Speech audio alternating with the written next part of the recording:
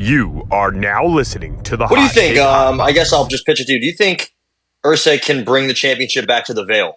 Do you think Robin Aaron can get it done this weekend? This feels like a really stiff test for a guy who was in a pretty close fight with David Dvorak not too long ago. 3-0, it's a quick ascend to the title. Sure. I feel like he's well-rounded. I feel like he's solid. He's tough. He's good. But, Pantoja is a different animal, different beast. Yeah. He's got, I think, the same reach, Pantoja, as him, despite being a couple inches shorter. He is 34. He sometimes gets tired, but it seems like he rallies back. He has that second, third, fourth wind.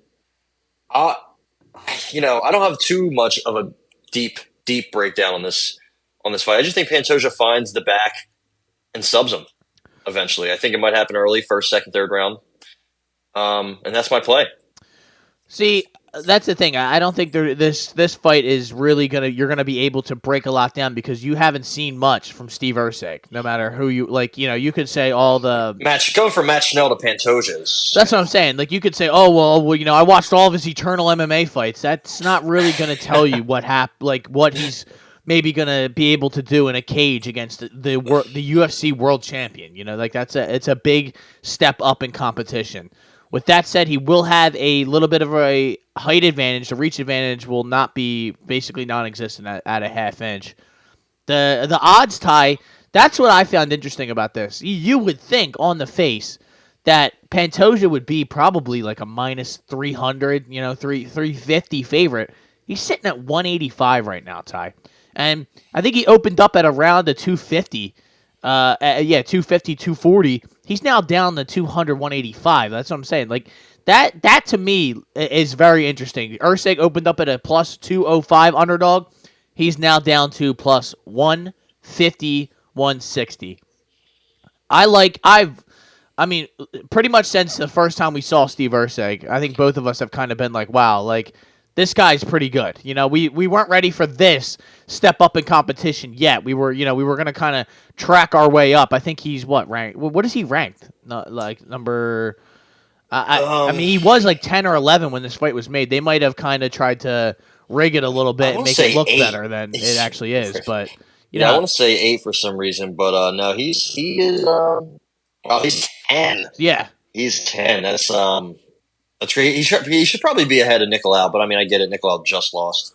And he probably at the time, there's a guy, I think a lot of guys in front of him just, they haven't really been on a win streak. I know it's only a 3-fight win streak, but Tim Elliott, Nicolau, Kopp is unavailable all the time. Makayev is, didn't he just lose, right? Or he's always unavailable? He took the dump in the toilet. That's right. The dump. I'll bring it up as much as I possibly can. He's always hurt.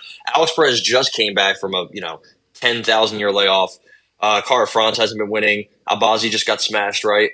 Did he? So I thought so, but I guess maybe that just happened inside my brain. Maybe.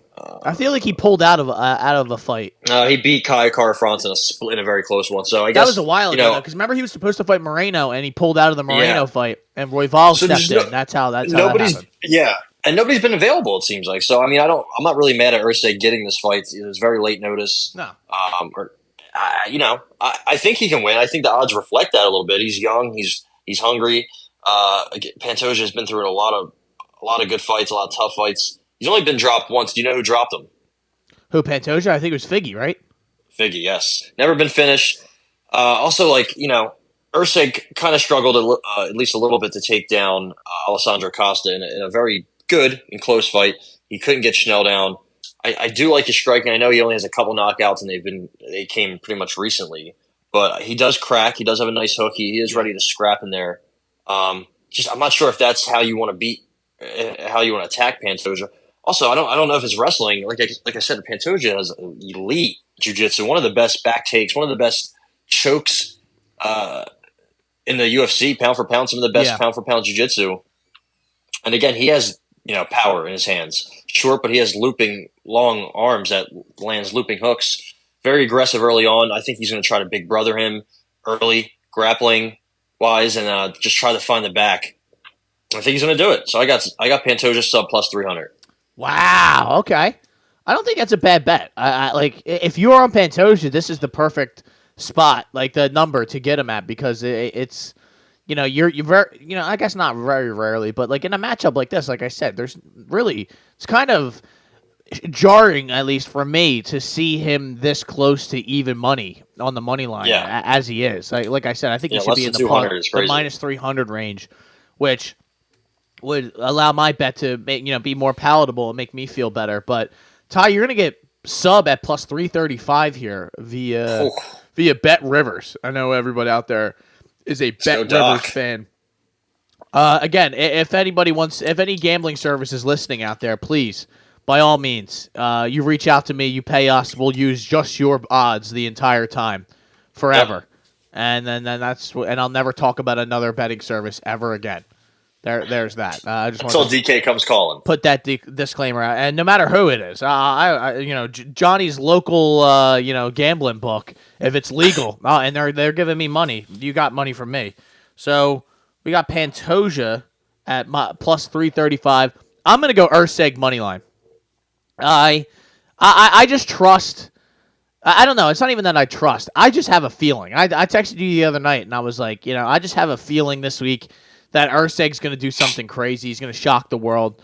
Probably it would be via KO and something along those lines. I don't even know how Erceg's going to last throughout the if this fight gets extended for long periods of time. I know Pantoja's been there, but we've both seen Pantoja where he kind of takes a round off here or there, or he kind of maybe gasses himself out trying to get those takedowns, and he's a stocky 25er, like I think he cuts not a crazy amount, but I think he cuts a good amount of weight to get down to 25. I think they all do, to be honest. But I think Erceg's frame is a little bit better for 25 being the longer, lanky sort of guy. I'm not doubting that he could maybe find a submission. I always think when you have a lot of submissions on your record that I trust your ability to defend them in some way, shape, or form. I don't know. I just think it's time. I think this is a time for a kind of changing of the guard here. A broken-hearted Brazil for the way they treated Glover Teixeira on the way out last time. And I'm going to go Steve Erceg money line plus 160. All right.